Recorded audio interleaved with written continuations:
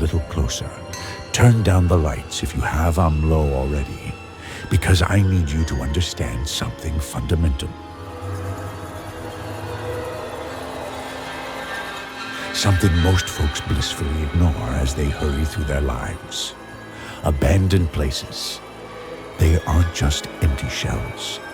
They're reservoirs. They soak up echoes, soak up strong emotions, fear, pain, rage, despair. And sometimes, just sometimes, those echoes don't fade. They fester. And sometimes, just sometimes, those echoes don't fade. They fester. They gain a kind of awareness. I'm not talking about dust motes and drafts.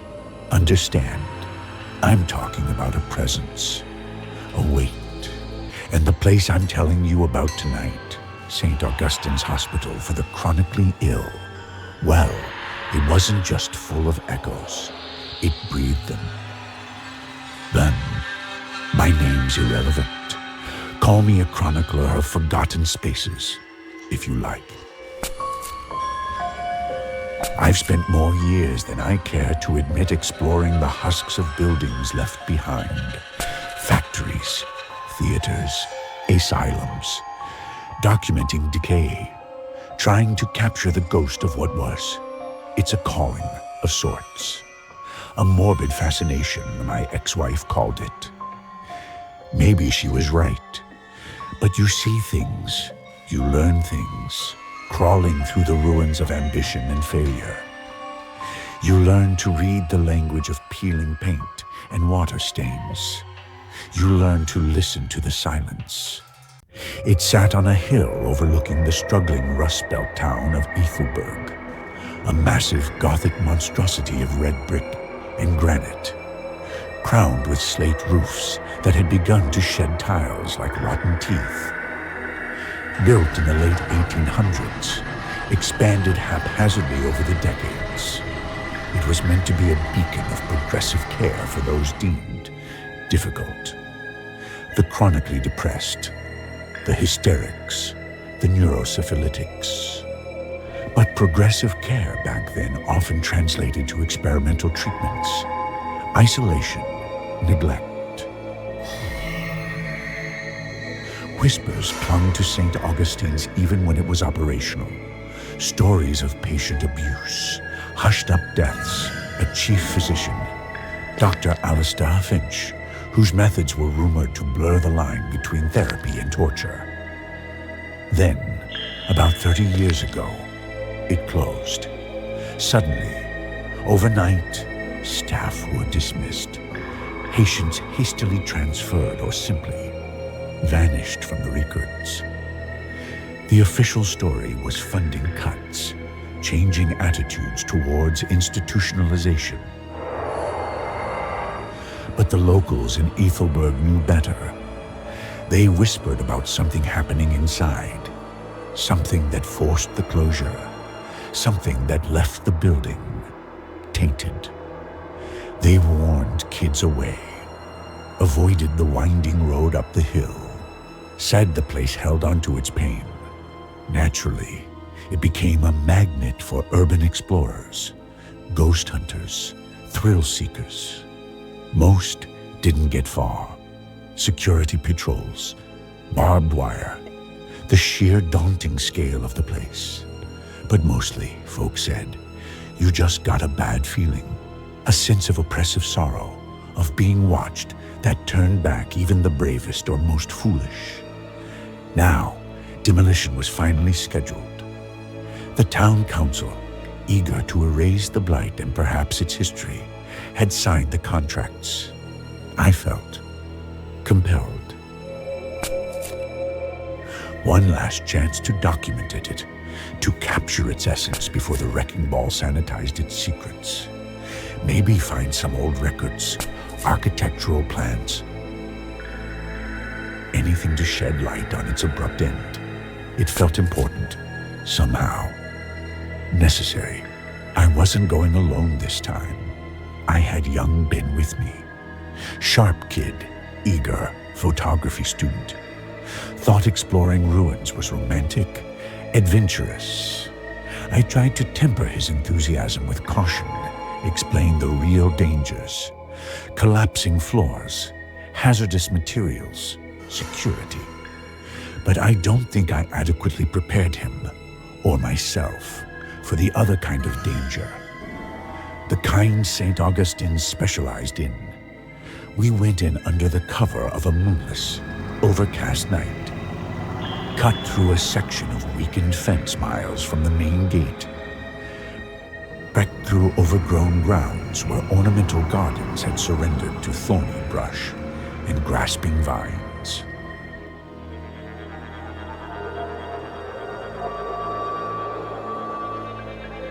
The hospital loomed against the starless sky, a blacker silhouette, utterly silent. But it wasn't a dead silence. It was the silence of held breath. The air felt thick, heavy, carrying a faint, phantom scent, antiseptic, overlaid with mildew and something else, something vaguely metallic, unpleasant, like old pennies in sickness. As we approached the main building, seeking a less obvious entry point than the grand, boarded-up entrance, I felt it, that familiar prickle on the back of my neck, the feeling of being observed, not by security cameras, but by the building itself. Its countless dark windows felt like vacant eyes, yet somehow focused. We found a ground floor window in what looked like an old administrative wing, its board crudely pried loose by previous visitors. Ben worked it open further with a crowbar, the screech of protesting nails obscenely loud in the stillness. We slipped inside, flashlights cutting beams through the absolute darkness. The air hit us like a physical force, colder, damper, saturated with the smell of decay, dust, and that lingering metallic sourness. We were in an old office. Desks overturned, papers strewn everywhere, covered in grime and mold. A calendar on the wall was frozen on October, 30 years ago. We moved cautiously towards the corridor. Our boots crunched on fallen plaster and broken glass. The silence inside was immense, echoing, amplifying every small sound we made. It felt violated, not just by time and neglect, but by our intrusion. We were inside the beast now, and as we stood there in that decaying hallway, the sheer, overwhelming scale of the place pressing in, a heavy oak door at the far end of the corridor slowly, deliberately, creaked fully open, revealing only deeper darkness beyond. No draft, no vibration, just a silent, chilling invitation into the hospital's rotting heart. Ben grabbed my arm, his eyes wide in the flashlight beam. The romance of exploration had just died a sudden, violent death. St. Augustine's was already starting its welcome orientation. The slow, deliberate opening of that heavy oak door wasn't aggressive, not like a slam or a sudden movement. It was worse. It was calculated, a gesture, a beckoning into the deeper, more intimate darkness of St. Augustine's. Ben's grip on my arm tightened, his knuckles white. "Did you see that?" he whispered, his voice tight with a fear that had just become profoundly real. I saw it. I confirmed grimly, my own flashlight beam fixed on the gaping black doorway at the end of the hall. Stay alert. Don't touch anything unless you have to. My usual explorer's curiosity was rapidly being replaced by a primal sense of caution, a feeling that we were trespassing not just on property, but on something sentient. We moved down the corridor, our footsteps echoing unnervingly in the vast silence. The administrative wing felt relatively mundane compared to what likely lay beyond. Peeling paint, water-stained ceiling tiles, the detritus of bureaucratic abandonment, files spilled from rusted cabinets, their contents fused into moldy bricks. Old typewriters sat shrouded in dust, silent witnesses to forgotten paperwork. Yet, even here, the atmosphere was thick with residual misery. You could almost feel the weight of countless hopeless cases documented, filed away, and ultimately abandoned within these walls. The faint metallic smell persisted, stronger here, mingling with the scent of mildewed paper. We reached the open doorway. It led into a much larger space, what seemed to be the main reception hall or lobby. Moonlight struggled through immense gaps in hall or lobby, arched windows high up near the ceiling, their glass filmed with decades of grime, casting weak, ethereal beams across a vast, dust-choked floor. A grand staircase, its banister partially collapsed, swept upwards into impenetrable shadow on one side. Opposite it, a reception desk lay on its side, looking like a shipwreck washed ashore. Scattered across the floor were overturned chairs, discarded medical pamphlets turned to brittle confetti, and shoes. Dozens of them, old-fashioned shoes, worn leather loafers, sturdy nurses' Oxfords, small patient slippers, scattered haphazardly, as if shed in a sudden, desperate flight. Why just shoes? The sight was inexplicably unsettling, a silent testament to some chaotic, unrecorded event. What happened here? Ben breathed, sweeping his light across the scattered footwear. I don't know, I admitted, but stick close. The scale of the lobby was intimidating. Multiple corridors branched off into darkness, leading deeper into the hospital's labyrinthine structure. Above us, unseen floors waited, holding secrets we likely didn't want to uncover. We decided to explore the ground floor first, sticking to the main corridors, documenting as we went. Ben snapped photos, the flash momentarily illuminating scenes of utter desolation.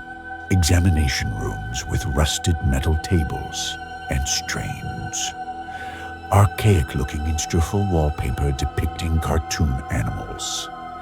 With peeling, disturbingly cheerful wallpaper depicting cartoon animals, now looking menacing in the gloom. Long wards lined with the ghostly metal frames of beds long stripped of their mattresses. Everywhere, the dust lay thick, disturbed only by the tracks of rodents and the occasional footprint of previous, perhaps less fortunate, explorers. But the silence, it wasn't uniform. In some areas, it felt heavy, oppressive, like being underwater. In others, it seemed thin, brittle, oppressive, like being underwater. In others, it seemed thin, brittle, as if stretched taut over something waiting to break through. And sometimes, we heard things. Faint things, easily dismissed as the building settling, wind whistling through broken panes, or our own heightened senses playing tricks. A soft whisper, seeming to come from just behind us, that vanished when we turned. The distant, metallic clang of something falling in another wing. Once, passing a door marked hydrotherapy, we both distinctly heard the sound of splashing water from within, frantic and desperate, lasting only a few seconds before silence slammed back down. We didn't open that door. The further we pushed into the hospital's depths, the stronger the feeling of being watched intensified. It wasn't just a general awareness anymore. It felt focused, specific. Passing certain rooms, a child's ward with disturbing crayon drawings still visible on the walls. An old operating theater with a single, ominous spotlight hanging above the decaying table. The feeling became almost unbearable, a psychic pressure that made your teeth ache and your skin crawl. It felt like stirring up stagnant water, disturbing nests of concentrated misery. We found a small office, possibly belonging to a senior nurse or administrator. Unlike the others, this one felt different, less chaotic. A heavy oak desk stood upright, its surface clear except for a single object. A tarnished silver locket lying open. Inside were two faded miniature portraits, a stern-looking woman in nurse's attire, and a young girl with wide, frightened eyes. Beside the locket lay a logbook, bound in cracked leather. Ben shone his light on the open page. The entries were dated 30 years ago, leading right up to the hospital's closure. The handwriting started neat, professional, detailing patient observations, staff notes. But as the dates progressed, the script grew erratic, frantic. Entries became fragmented, paranoid. Mention of Finch's experiments, the new wing, patients growing distant, the sounds at night. Then, chillingly, they don't sleep anymore. Their eyes empty, just waiting. The final entry, dated the day before the official closure, was barely legible, scrawled across the page.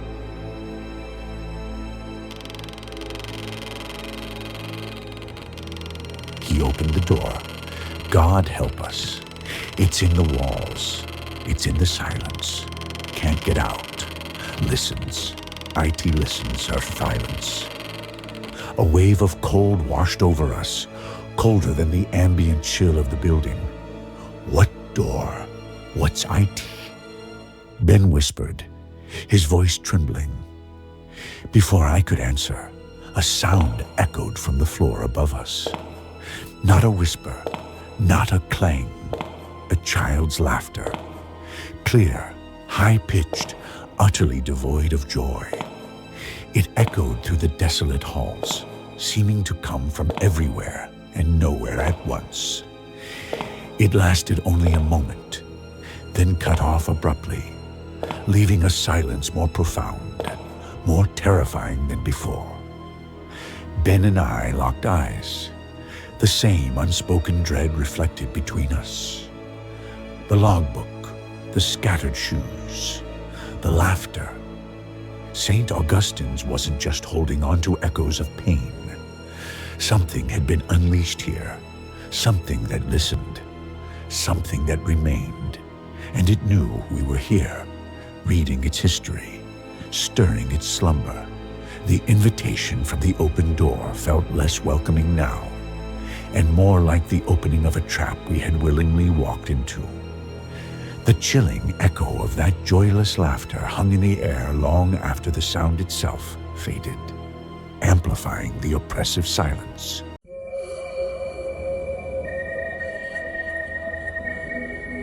Dr. Finch hadn't just been conducting cruel experiments. He'd apparently stumbled upon, or intentionally sought out, something else entirely. Something that defied rational explanation. Something that consumed the hospital from within and led to its abrupt, hushed-up closure. And now, IT knew we were here. We need to find out what Finch opened the door to, I said, my voice low and tight, trying to project a calm I didn't feel. That logbook mentioned Finch's experiments and the new wing.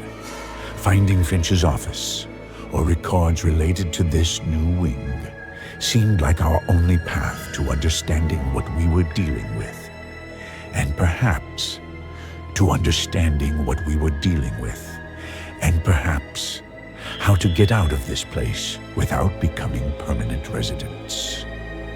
Ben nodded mutely, his eyes darting nervously towards the ceiling, clearly spooked by the disembodied laughter.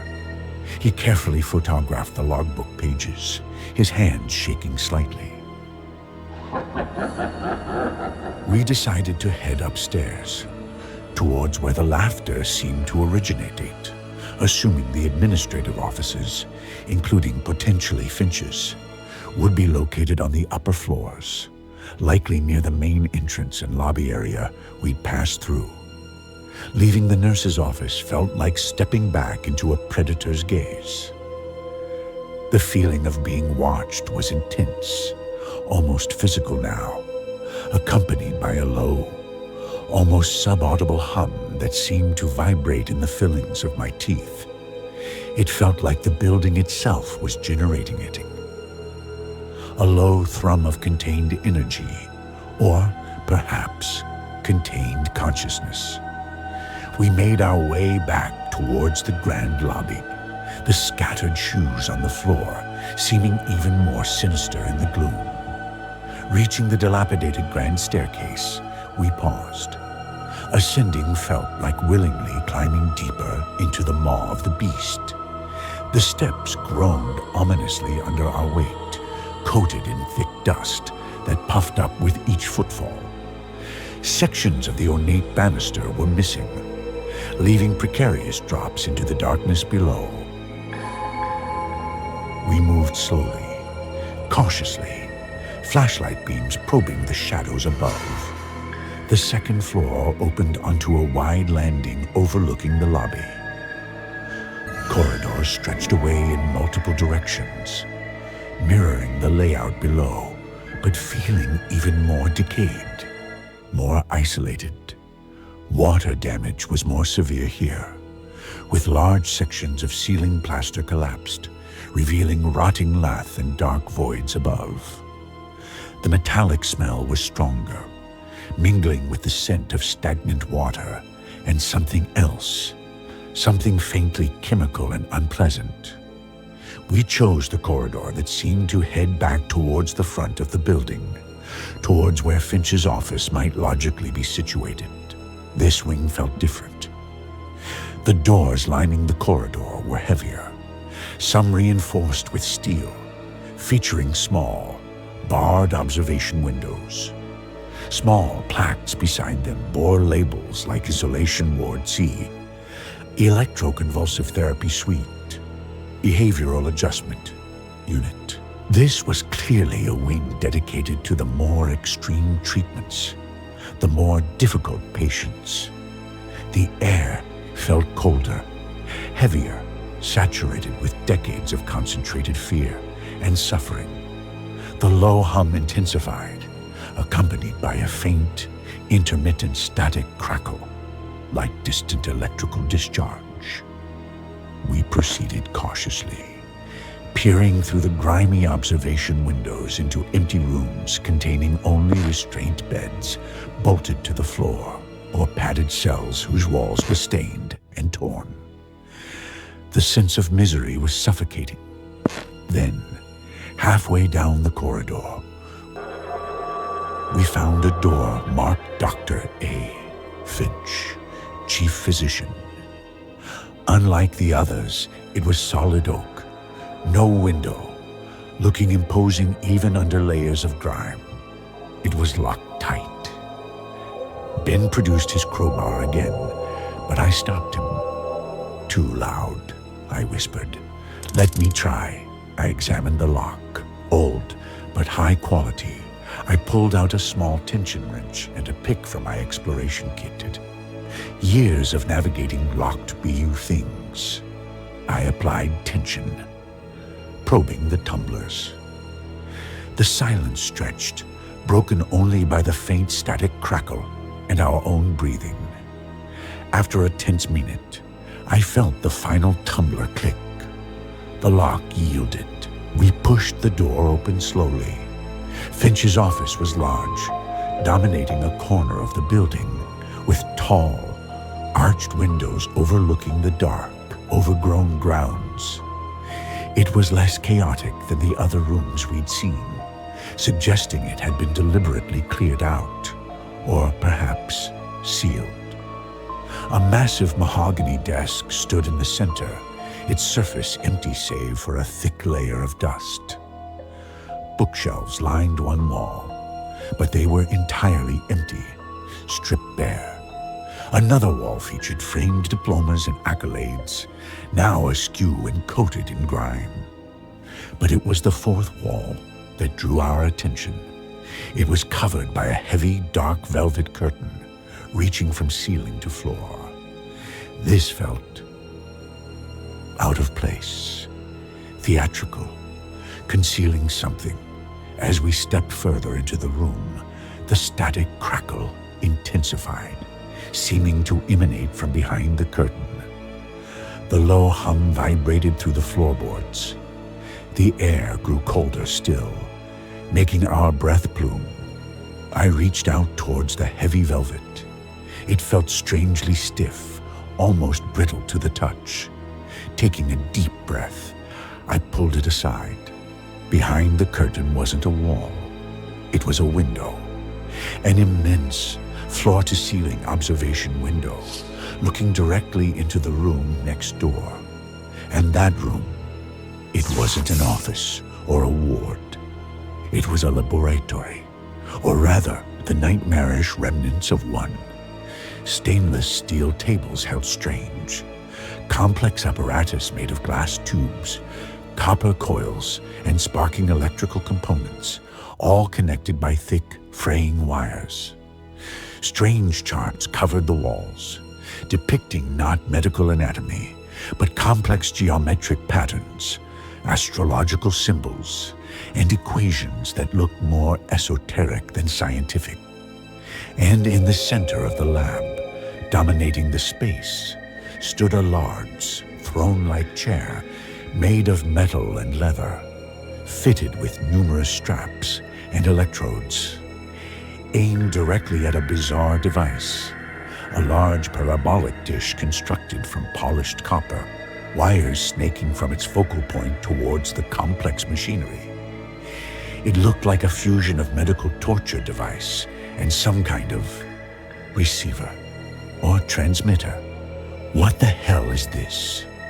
Ben breathed, his flashlight beam playing over the bizarre equipment. What was he doing here? The answer lay on a small metal trolley beside the observation window on our side. A reel-to-reel tape recorder, coated in dust, with the tape still loaded onto the spools. Beside it, another logbook, thicker than the nurse's, bound in black leather embossed with a strange, non-Euclidean symbol. Finch's personal log. Ben fumbled with the thick logbook and the tape reel, his hands clumsy with fear. As he lifted the tape, the drone spiked even higher, becoming physically painful. The green light pulsing from the lab intensified, and the guttural moan deepened into a rolling, multi-toned vibration that seemed to shake the very foundations of the building. Cracks appeared in the plaster around the observation window. The heavy glass itself began to vibrate ominously. Go. I shoved Ben towards the office door, grabbing my own flashlight. We stumbled out into the corridor, slamming the heavy oak door shut behind us just as we heard a sharp cracking sound from within the office. The sound of stressed glass giving way. The drone abruptly cut off, plunging the corridor back into relative silence, broken only by the faint static crackle and our own ragged breathing. The oppressive weight lifted slightly, but the sense of imminent danger remained, thick and suffocating. Did you get them? I gasped, leaning against the corridor wall, trying to catch my breath. Ben nodded, clutching the thick black logbook and the tape reeled tightly to his chest. His face was sheet white, his eyes wide with terror. What was that? Finch's door. I said grimly, he wasn't just experimenting on his patients. He was using them. Using their minds, their suffering, maybe their life force, to power that thing, to contact something. The esoteric symbols, the astrological charts, the bizarre machinery. It wasn't medical science. It was techno-sorcery. A dangerous fusion of disciplines aimed at breaching realities. And the IT the nurse wrote about, it was likely the entity he had successfully contacted and subsequently lost control of. Hence the sudden closure, the vanished patience, the lingering malevolence.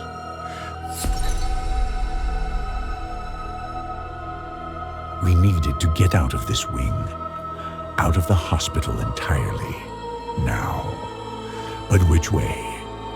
Back the way we came, past the hydrotherapy room, the children's ward, down the grand staircase with its scattered shoes, or push forward, deeper into the unknown sections of the second floor, hoping for another staircase, another exit, perhaps less, guarded. Before we could decide, a new sound reached us. Soft at first, then growing louder. Footsteps. Slow, dragging footsteps, accompanied by a faint, wet, shuffling sound, coming from further down the corridor, the direction we hadn't yet explored. They weren't hurried or frantic. They were methodical, deliberate, inevitable. And they were getting closer. Panic flared anew. We were trapped between the potential eruption in Finch's office behind us and the approaching unknown ahead. My flashlight beam stabbed down the corridor. Dust motes danced in the beam, illuminating peeling paint, stained walls, closed doors. Then, rounding a corner perhaps 50 feet away, figures emerged from the gloom. Not security, not other explorers, patients, or what used to be patients. There were 3 of them, advancing slowly side by side, filling the width of the corridor. They wore the tattered, grimy remnants of hospital gowns. Their skin was unnaturally pale, almost translucent, stretched taut over skeletal frames. Their movements were jerky, puppet-like, their heads lolling at odd angles. But it was their eyes, or lack thereof. Where eyes should have been, there were only dark, empty sockets, weeping a thin blackish fluid that trickled down their hollow cheeks. Yet, somehow, they saw us. They were moving directly towards us, their empty sockets fixed unerringly upon our position. The shuffling sound was their bare feet dragging on the debris-strewn floor. The wetness. Heat. Perhaps the fluid weeping from their eyes, or something else. They don't sleep anymore. Their eyes, empty. The nurse's logbook had read. These were Finch's victims, consumed or transformed by the entity he'd contacted. Their bodies now mere vessels, puppets animated by the hospital's pervasive consciousness, sent to intercept us. Back, I hissed, grabbing Ben's arm and pulling him away from the approaching figures, back towards the main landing and the grand staircase. There was no way we were confronting that. We retreated quickly, casting frantic glances over our shoulders. The eyeless figures continued their slow, relentless advance, their pace unchanging, their dark sockets seeming to drink the light from our flashlights. They weren't rushing, but they didn't need to. Their presence exuded a terrifying certainty. They knew we couldn't escape them indefinitely within these walls. We reached the landing overlooking the lobby. The grand staircase offered the quickest way down, but it felt exposed, vulnerable. Were there other figures waiting below? Another corridor branched off here, leading towards what the faded signage indicated was the solarium and recreation halls, a potential alternative route. As we hesitated, a sound drifted up from the lobby below, a soft melodic humming, a woman's voice humming a gentle, old-fashioned lullaby. It was strangely calming, a stark contrast to the horrors we'd encountered, yet utterly chilling in this context. Was it another lure, another manifestation? Then, the humming was joined by another sound, the soft, rhythmic squeak of rubber-soled shoes on dusty linoleum, moving across the lobby floor below. Someone was down there, someone humming a lullaby. We exchanged terrified looks. The eyeless patient shuffling closer behind us, an unknown entity humming below. St. Augustine's was closing in, herding us, presenting us with impossible choices, enjoying our escalating terror. Every escape route seemed to lead only deeper into its layers of madness and despair. The situation felt like a tightening noose.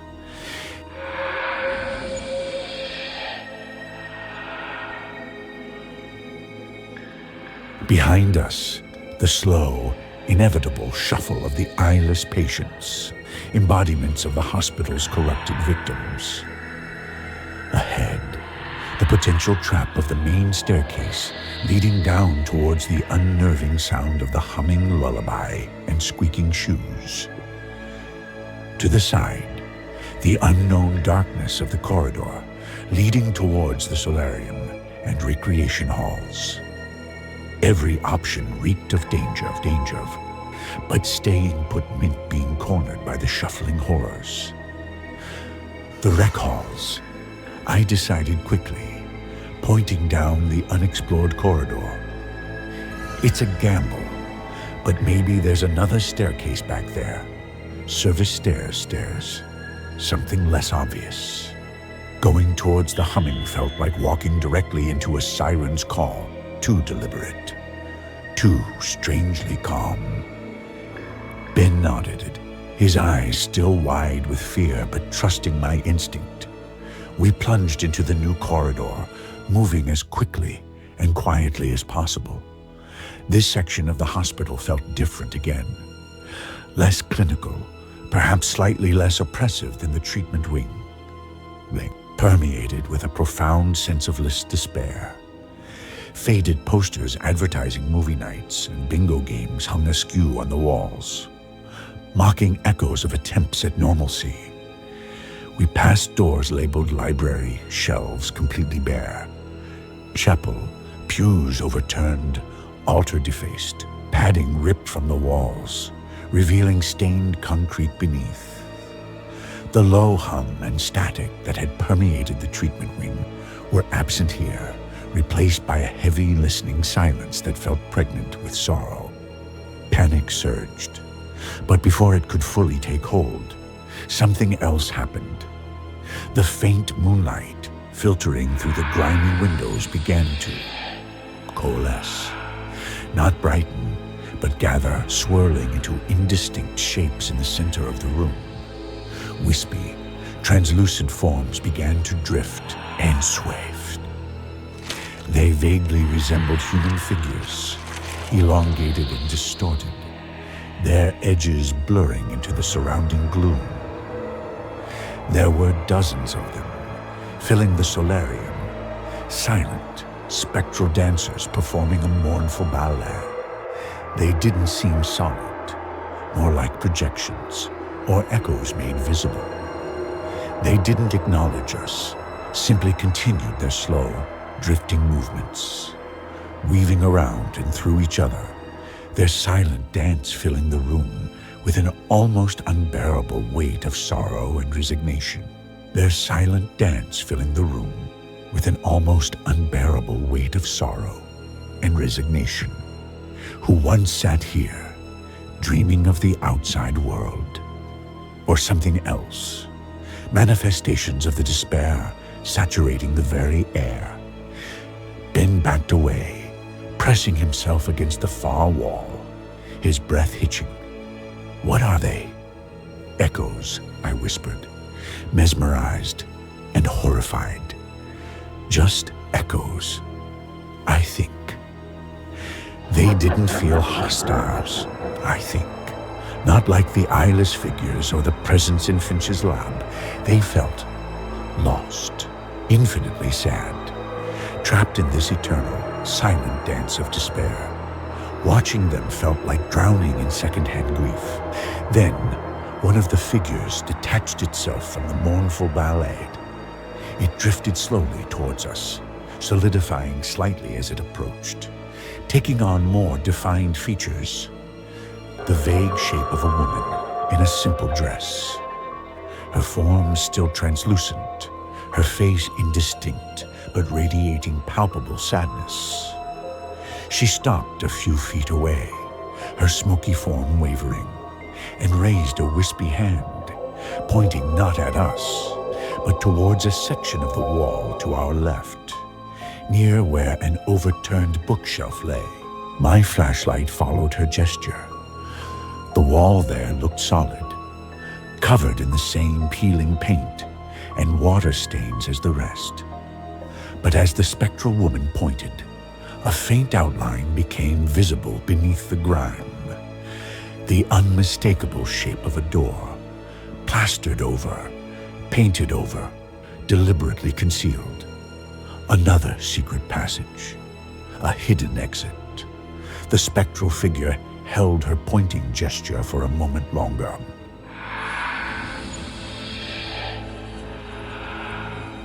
Her indistinct face seeming to plead silently, then slowly dissolved, merging back into the swirling, silent dance of the other echoes.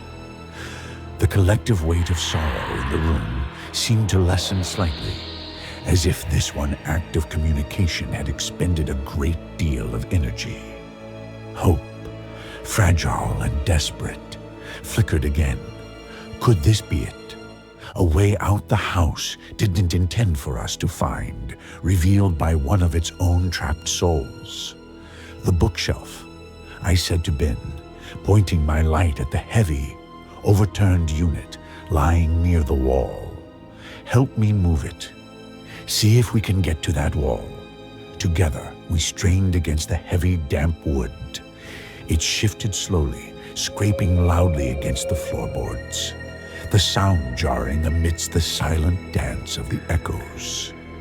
We managed to move it just enough to access the section of wall the ghostly figure had indicated. I ran my hand over the surface. Definitely plaster, but beneath it, yes, the distinct outline of a wooden doorframe.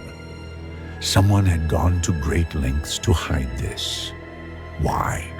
Prying at the hidden door felt like chipping away at the very fabric of the hospital's secrets.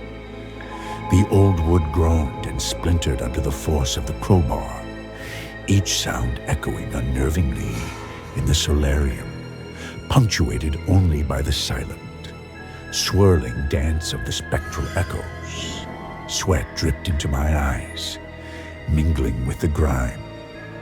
Ben stood guard, flashlight beam nervously sweeping the double doors we'd come through, listening intently for any sound of the approaching eyeless patients or any other sign that the house was reacting to our discovery. The faint scent of fresh air, of rain and damp earth seeping from the crack at the bottom of the hidden door was our only solace, a desperate promise of the world outside these suffocating walls. Finally, with a rending crack, a section of the door near the bottom gave way, splintering inwards. More wood splintered, revealing darkness beyond. It wasn't a room passage, rough-walled, descending slightly. The clean, earthy smell intensified, pulling the crowbar free and widening the opening enough for us to squeeze through. "Come on." Ben needed no urging. He ducked through the ragged opening first, his flashlight beam probing the darkness ahead. I handed him Finch's logbook and the tape reel, then squeezed through myself, tearing my jacket on a jagged splinter. We found ourselves in a low, narrow passage, clearly not part of the original hospital structure.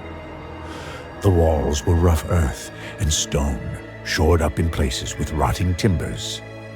It felt ancient, possibly part of older tunnels or cellars that the hospital had been built over, then deliberately sealed off. Why hide it? "Which way?" Ben asked, his voice echoing slightly in the confined space. The passage seemed to stretch ahead into darkness, and also back behind us, presumably deeper under the hospital. "Towards the fresh air," I said, sniffing. The scent seemed stronger coming from ahead. "Let's go, quietly." We moved cautiously through the tunnel, hunched over due to the low ceiling. The floor was uneven packed earth, littered with debris and small stones. It felt blessedly free of the oppressive presence that permeated the hospital proper, though a residual chill lingered. After about 20 yards, the tunnel began to slope downwards more steeply, curving to the left. The sound of dripping water returned, but it sounded different. And ahead, the darkness began to yield to a faint gray light. Hope surged, almost painful in its intensity. We quickened our pace, stumbling slightly on the uneven ground. The gray light grew stronger, resolving into an opening at the end of the tunnel. Not a doorway, but a ragged hole, partially blocked by collapsed earth and tangled roots, leading outside. We scrambled towards it, pushing aside damp roots and loose soil. Ben crawled through first, then reached back to help me. We emerged, blinking, into the cool, damp air of the late night, finding ourselves halfway down the steep, overgrown hill behind the hospital, concealed by dense thickets. Rain had started to fall, a light, cleansing drizzle that felt like a benediction, washing the grime and the psychic residue of the hospital from our faces. Below us, the lights of Ethelberg twinkled dimly through the rain, a beacon of the normal world we had fought so desperately to regain.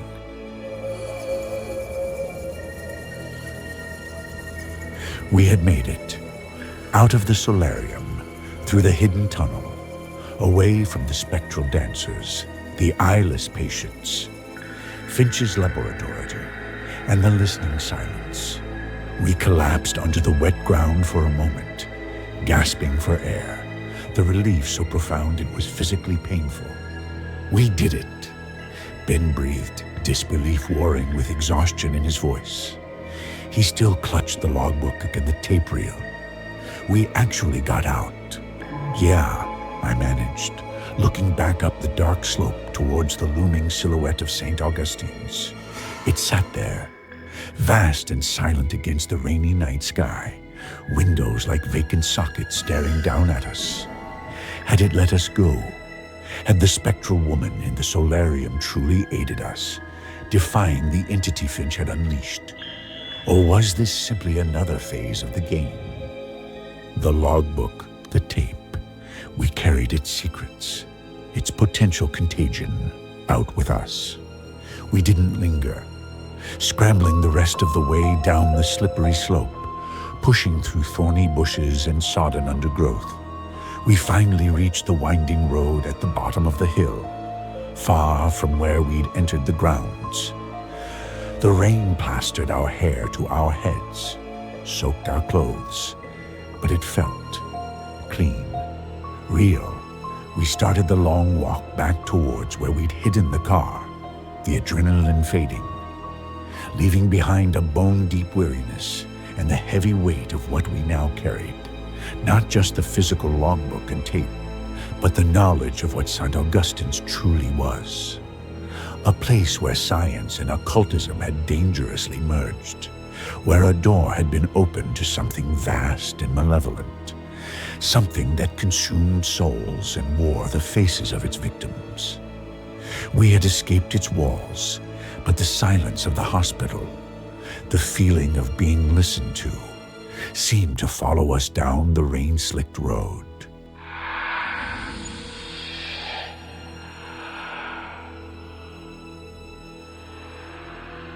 As we finally reached the car, hidden in the shadows, relief warred with a chilling thought.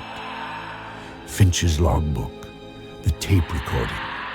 What exactly was on them? What secrets did they hold? Understanding might be the key to exposing St. Augustine's, to warning others, perhaps even to finding a way to close the door Finch had opened. But knowledge, especially this kind, often comes at a price. We had survived the hospital, but the real challenge might be surviving what we brought out with us. The story wasn't over. It had merely followed us out into the rain.